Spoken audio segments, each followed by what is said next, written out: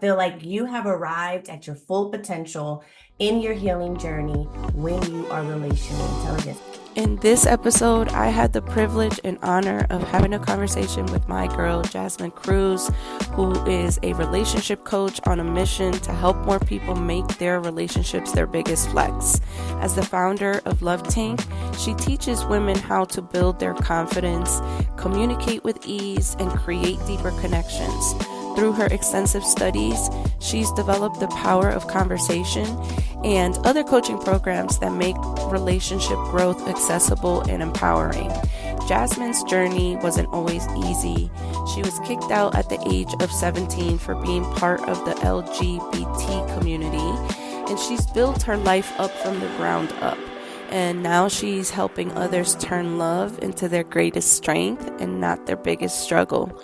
With that, here's my conversation with Jasmine. Welcome to the show, Jasmine. I'm so excited to have you here today. I'm excited to be here. Thank you for having me. Let's get it. Yes, let's get it. All right. So I wanted to give the listeners a little bit of background before we get into it. You and I connected a few years ago. First of all, I absolutely love you. Just everything about you. You're just, even though I knew from the jump that you were a little shy the first time we had an interaction, in my mind, I thought to myself, okay, either she's shy or she doesn't like me. Either one, we're going to figure this out. And then you did share with me that you had a little bit of social anxiety. And so it was very helpful. But the reason I even share that is because I think it was so important for me to even remember that part as you and I were building a relationship, that like I still remember that moment where you told me I have social anxiety. And so when people say things like that to me, it's like, if you want to build genuine relationships, you need to understand details. So, with that being said, I want to turn it over to you. Introduce yourself, tell the people who you are, what you do, and all the courageous things you're doing out here. I'm Jasmine Cruz. I'm a relationship coach. I eat, breathe, sleep, all things Love Tank. I teach women how to make their relationships their biggest flex. But let me be clear, it is not just the intimate relationships. It's all facets, all the ships known to man when it comes to relationships. That's what I teach. I teach a method called the Love Tank method. And my goal is just to get people to really understand something that may sound taboo. You may not know this word, but it's relationship intelligence. I feel like you have arrived at your full potential in your healing journey when you are relationally intelligent. So that's a little bit about me. My courageous journey. I am still working through my social anxiety, but I am her. She is me. People that know me, that listen to this podcast, probably will think that, where did that come from? And if you want to know, I'll let you know where it came from and how I have overcome my social anxiety. Yeah, I love that. Thanks for sharing that. And so let's talk a little bit about that relationship intelligence, right? Like when it comes down to it, and I feel like you and I have had these conversations offline, but when it comes down to like, what are some of the things, or how do you know if someone is relationship intelligent, right? When it comes to relationship intelligence, it's not up to me to know if they're relationally intelligent. The goal is for the individual to know that they've arrived in that space and whatever that may mean to them relationally. So it's not up to me to know. Even with my clients, their journey is their journey. So when they have that aha moment, when they have even something as serious as a traumatic event, and they have transitioned, they've had a moment where they realize that they understand things a little bit differently relationally. That to me is relationship intelligence. I don't really necessarily have a full definition because I don't want to box people in to say, when you do this, this, and this, then it's this. No, I think things are very colorful. I think relationships are very complex and it's different for each individual person. So I'm not truly looking for somebody to like have looking for them to show me something. I want them to know for themselves and they'll know. They'll know. Just like when you meet somebody, like for instance, when I met you at that event, and I was dealing with something that I was trying to overcome that's very deep and very complex for me. But this person greeted me with kindness. This person was interested in what was going on with me personally. And you made me feel something. You made me feel important. You made me feel like I had a voice. You made me feel seen.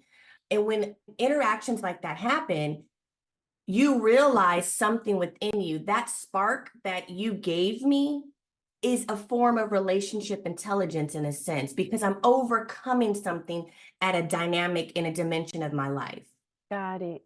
That makes complete sense. And I love that. I love that actual example because that's basically what I was leaning towards, right? Like, how does one know? Like, how do we get the awareness that we need to be more relationship intelligent? And so that's why I asked that question. But that definitely makes sense. It is a very intuitive thing, right? I like to take people's feelings into consideration. I have recognized that in the last few years, I've become more of an empath, right?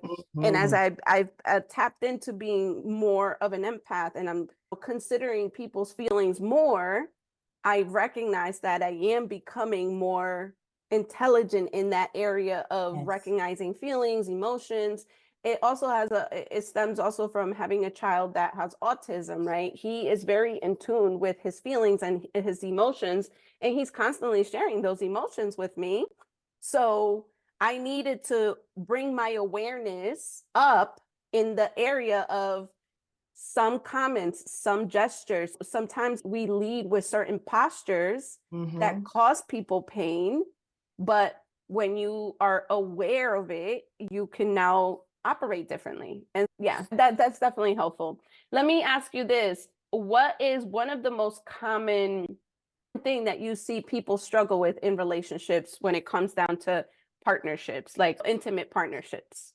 So that's a great question. And I, just based off experience, would have naturally assumed it was one thing, which most people assume it is infidelity.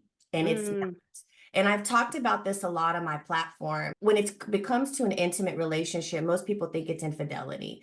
That is the third or fourth issue in relationships, marriages. When mm. couples are seeking help with therapists or coaches or what have you, it is communication. Communication is the number one issue. You can Google it. You can ask ChatGPT, baby. Communication is going to come up. And so we naturally think we got it all together, right? We think that the way Yeah. we communicate, how we've communicated from the past, this is how it's supposed to be done because my mom and dad did it this way. Baby, I'm here to tell you that's not the truth. Communication, we all struggle with it, whether it is cultural communication, religious communication, business communication, relationship communication. And then when I reflect on my childhood and what was constantly coached down to me is how I talked, what I said, how I said it. So even then, I was struggling with communication.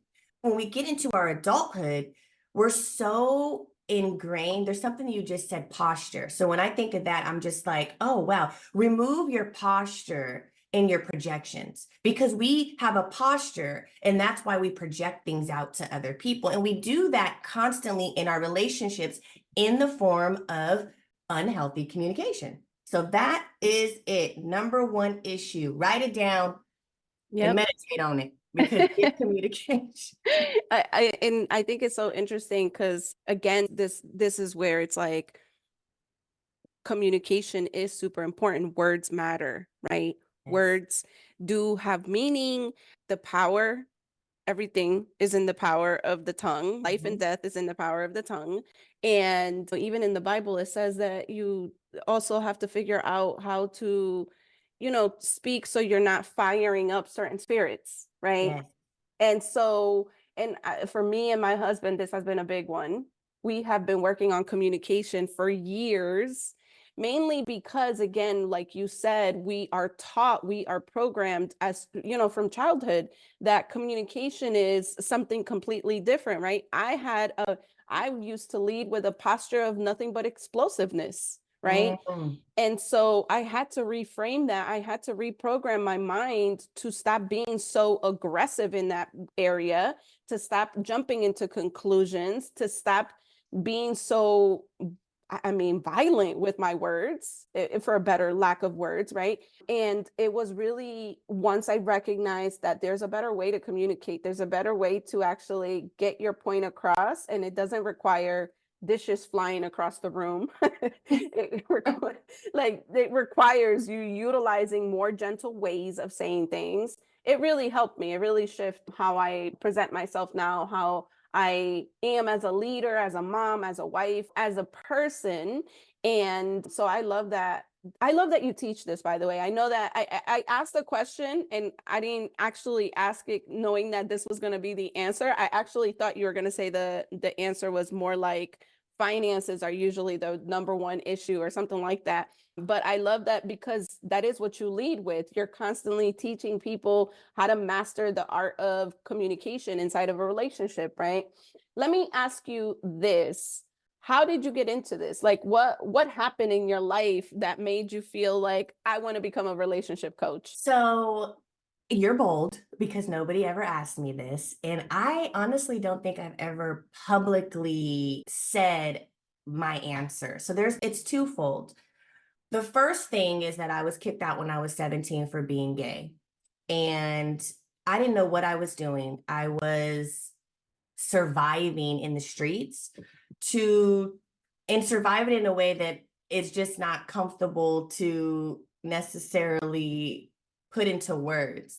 I'm not ashamed of what I've went through, but actually I'm grateful. So that's the first thing. And I really didn't know what I was doing. I did not know how to be in relationship. Okay. And so I often think that most of our issues is that we really don't know how to be in relationship. And that was me, 17-year-old Jasmine, trying to figure it out. I'm gay and people hate me. The church disowned me. My mother kicked me out. My family doesn't love me. She's gay. Then I get into a relationship very young, and I have survived that relationship. I'm still technically in that relationship now. And my wife cheated on me in my relationship. And so I had such an ego. Like nobody would, well, first of all the girls I had been with in the past did cheat on me. But this relationship, like, how dare she do this to me? But I could smile about it now because I realized that everything that I've gone through that people would deem traumatic are my biggest blessings, are my biggest ahas. Yes, this is something that really transitioned my whole entire perspective of life. But when this happened, I had this perspective and position of accountability. I had to realize I had to take accountability for my actions in my relationship. And I had to take accountability in the way of let me go back to a place of understanding because I didn't know how to be in a relationship. So how dare I even have entered into this relationship thinking that I knew everything there was to be because I was coming from a place of pain. I was an unhealed vessel in a relationship with another unhealed vessel, and we came together and we just were like, they don't like us, whatever, we just had this arrogance about us. And so my place of ego came from, oh, I'm that girl. She would never hurt me. And she did. And that was the moment where I realized I really didn't know how to be in relationships still. And just because I was in one, because this wasn't the first time I realized I didn't know what I was doing. This was the second time in my life. I was more of an adult person. And it really just, that feeling of, wow, I invested all this time. I'm still not showing up in my relationship. That does something to you. That really makes you realize that you don't have it all together and it's okay. And I think when you have moments of realization, in my experience, cheating was the thing that kind of got me spiraling to try to figure it out. I read Gary Chapman's 5 Love Languages, and I started reading. Once it's like, well, my wife now, when she cheated on me, I was like, let me take accountability. And then I just went into this mission. Let me figure it out. What is it about relationships? What do I need to know? And then all of a sudden, I'm just like, you know what? The foundation of love tank, that word just struck me and it's been stuck to me. And it really got me through the hardest time that I thought in my life. And that was the transition. And I am here today, not just based on experience, because I've studied the science of relationships. There is always going to be something that happens to people for them to want to start to work on their relationship. I just don't want that to always be the thing that makes you realize that you need to work on it. Because and the thing is, for me, coach, being a gay woman, I wish I had resources because all of the things that happened with my wife and I would have been prevented if I had a coach that said, hey, I'm okay with gay women. Let me help you. I'm okay. It's okay that you're a lesbian. Let me help you, because I would have had resources, but nobody would help me because I was gay. So I had to figure it out on my own. That's tough. And thank you for being vulnerable and sharing that, because I know it's obviously it's very personal, right? And it is also part of your, your testimony. It is. So thank you for sharing that. I think there's a couple things you said that were interesting to me. And I guess the first one definitely is like acknowledging I got to take radical responsibility for what I did. And it also makes me think about so many people who are constantly, I honestly, I feel like a big part of the population is just numbed. They don't know that they can get better. They don't know that that they deserve more. I know so many people, even in my own relationships, I have been in unhealthy relationships. My husband and I had an unhealthy relationship for a very long time. And it really wasn't until we started tapping into working on ourselves, not just together, but it Yes. separately, that we got to a place where now we're going to celebrate 10 years of marriage. We've been together for 11. And I feel like we went to hell and back, Yeah. right? We've gone through so much, but we've grown so much too. And so I love that you said it really starts from a place of curiosity. For me, I'm leading with a lot of curiosity lately. The moment I see that adversity is showing up between him and I have to remind myself, is this a moment that I need to react to, or is this a moment that I need to get curious about? Yes. Right. I love that. I love that. Yeah, because then it allows me to say, let me like help me understand why is this an issue, right? Or help me understand why do we have conflict, or why do we have this that we need to resolve? Because most of the time, and again, I'm Colombian, he's Puerto Rican, we get spicy together. Yeah. And the communication wasn't a thing that we saw growing up, both separately in our childhoods as a thing of beauty. I want to normalize communication in my home with my boys. And I tried doing that with my girls when they were still in our home, but it is difficult because you have to have two willing parties, Yes. right? If you don't have two willing parties, communication is going to fall short because you're not able to actually articulate feelings and emotions and them being received and perceived in a place of acceptance, Yes. right? I think oftentimes we do hear things with unhealed ears, and that Mm-hmm. affects a lot how we hear things because we start telling ourselves story. Oh, you said this and that, but so what you're saying is this and this, and it's like, no, pump your brakes. I said this is how it affected me. Has nothing to do with you. It has everything to do with how this is making me feel, right? So it's like almost like, and I think me recognizing that I was like borderline narcissistic, me being an aware narcissistic has helped me a lot Mm-hmm. in overcoming that. It allowed me to become a better person. It Mm. allowed me to recognize I got to improve my communication because this is what narcissists do, right? And I mean, we're not talking about narcissistic. This is not an episode about narcissists. It's just my personal journey, right? Yeah. But it allowed me to recognize, man, these are the traits that I need to fix. And communication was a big one in that. And the moment I recognized that sometimes when people say certain things, we take it we make it mean something different, and sometimes it's exactly what they said word by word. It's exactly, I'm feeling tired, and now let's just say I say I'm feeling tired, you're going to be like, did I exhaust you? Am I the Yeah. one who's tiring you? Like, girl, I'm just tired, I need to take a nap. So again, conflict comes up when communication is not, it's not flowing in with the right frequency. I know I've had conversations, and I think this is just me from years of coaching. I've had conversations where I could feel energy, And I'm like, oh, it seems like this person is not all there today. So are they going to receive whatever I'm coaching them with today?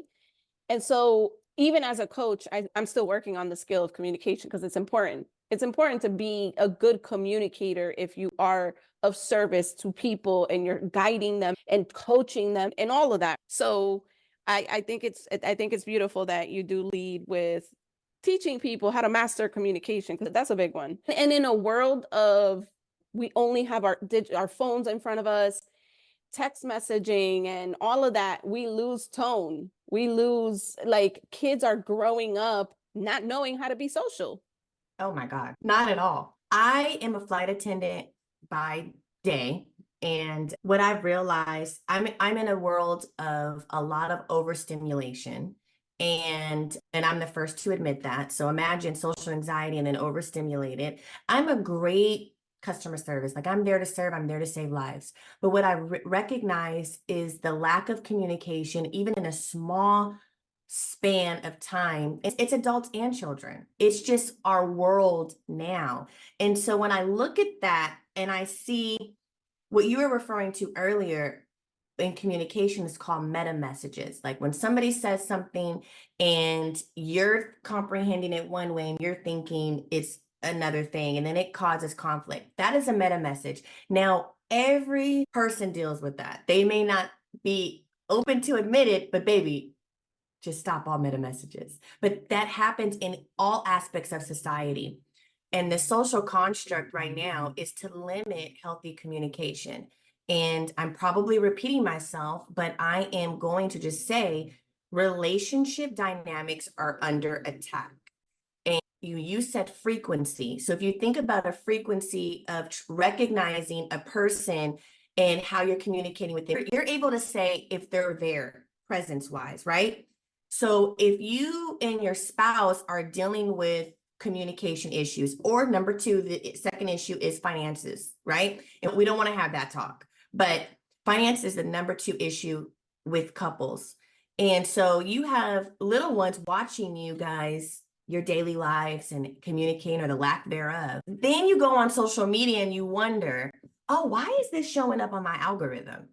This is a real thing.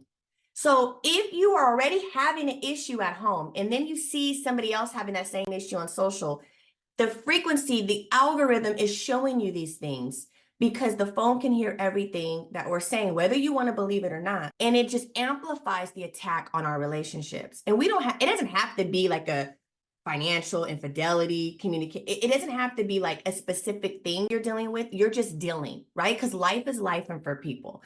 And we have to be very mindful of how we interact with our spouses, because what may come up in a few days is something on your phone. And then it turns into you having a migraine. I don't think people realize how much the relationship umbrella affects every other aspect of our lives.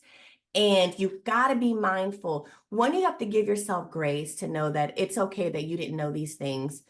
It's okay to unlearn and relearn. It's okay to shift your position and your posture in life to want to excel and have the best healthy relationships. But it's not just communication. Oh, that's one thing. Let me just work on that. No, your health can be affected physically. Your mental health can be affected. And everything under you generationally can be affected. I am a byproduct of what generations before did not deal with. That's the reality.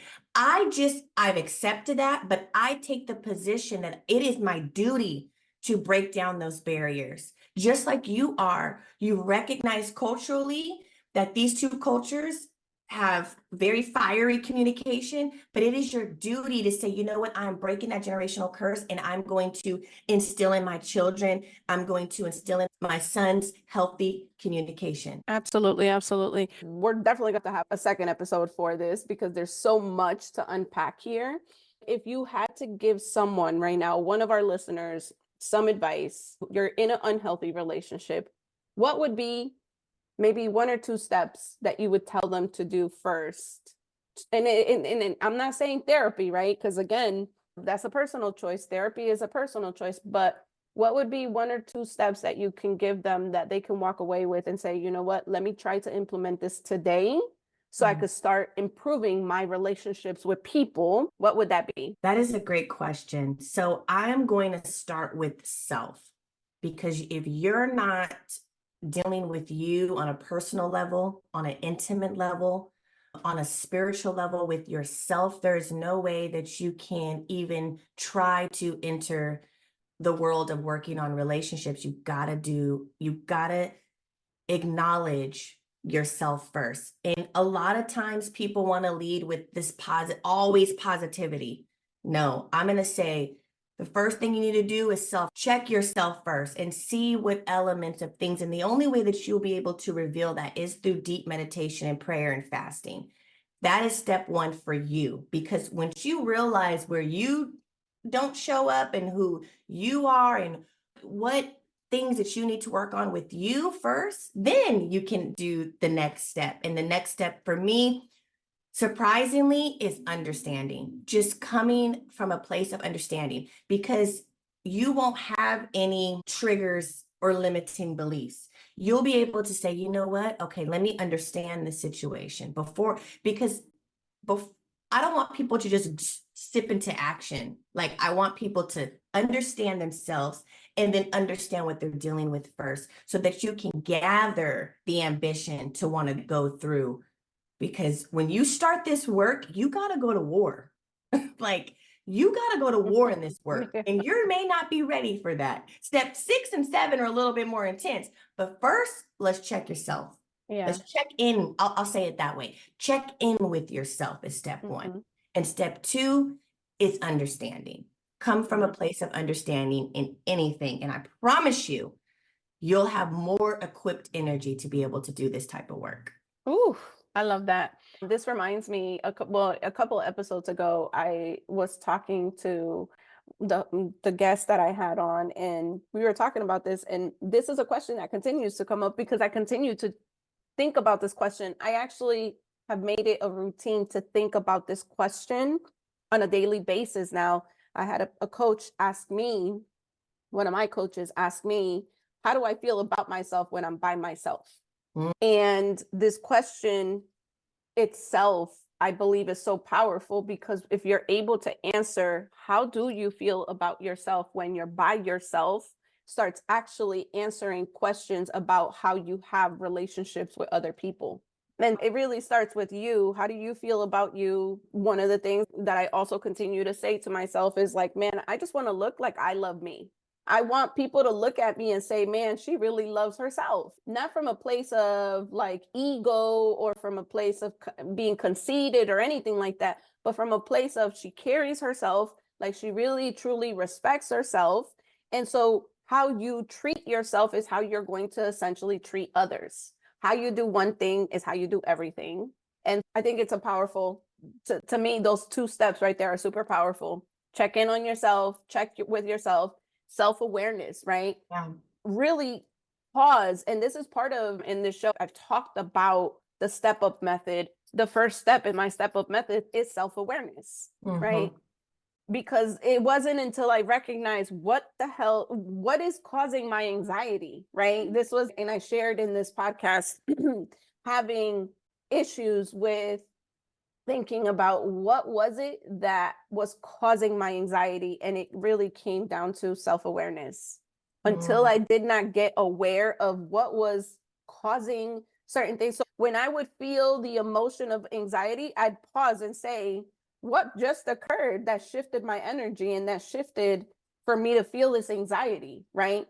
Listening to my body, listening to myself, listening to all the emotions and all the sensations going through my body allowed me to recognize, oh, shoot, it really wasn't that deep. Maybe it made me feel unsafe for a moment, or that comment made me feel some kind of way, but then I was able to reconcile and take inventory of what was it? What was the actual true cause of my anxiety? And that's how I got rid of anxiety altogether. Yeah. From self-awareness. So thank you for sharing that. Jasmine, I love that you took time and came and spoke to me today. I would love for you to tell the people, where can they find you? Where can they connect with you? And what do you have coming up? Do you have anything exciting coming up that you want to share with the folks?